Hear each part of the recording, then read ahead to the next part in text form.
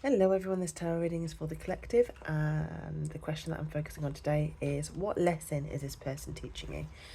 So I do want to say, before I even pulled the cards, I felt the energy of the Seven of Swords, okay, but I will get to that more towards the end.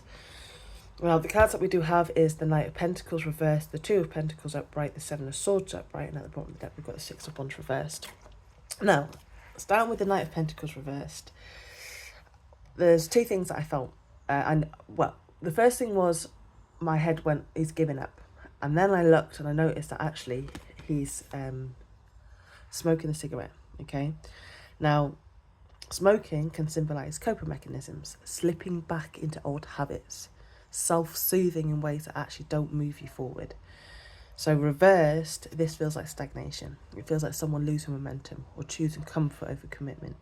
So I feel that the lesson here feels like this person is actually showing you what happens when discipline drops, when long-term goals are abandoned for short-term relief.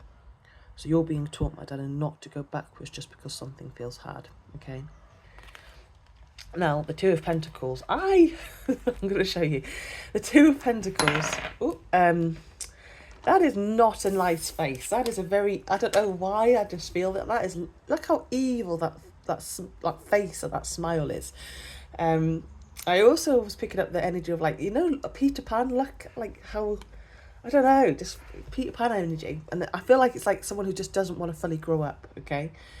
So the Two of Pentacles is about juggling. Two Pentacles about many things, but what I feel is with this is that the Two Pentacles is about juggling, about managing multiple things at once. But in this context, it feels more like emotional juggling, keeping options open, not fully choosing, not fully grounding. So I feel the lesson here is recognizing when someone is balancing you instead of building with you. You cannot, my darling, create stability with someone who treats life like a game, okay? Now, as I always say, I don't mind the Seven of Swords. I really don't. If you look at this card, she is hiding documents inside a vault, okay? Now, this isn't just sneaky energy, it's guarded energy. It's strategic. It's protective. It speaks about discretion, okay? About not laying all your cards on the table. So I feel here that the lesson, it feels like understanding that not everyone deserves access to your plans, your thoughts, your vulnerabilities. Sometimes, but I don't know, growth is in moving quietly, protecting your goals, observing or being observant instead of reactive. Strategy, my darling, is not manipulation. Sometimes it's just it's wisdom. And underneath, we've got at the bottom of the deck, we've got the Six of Wands reversed. Now, upright, this card is about recognition, praise, being seen and celebrated. Reversed, it could feel like not being acknowledged, not being chosen, seeking validation and not receiving it. So beneath this connection, there may be part of you that wanted to feel recognised by this person, wanted to feel like you were winning, wanted reassurance. And the lesson may be that your self-worth cannot depend on someone who is inconsistent or emotionally immature, okay?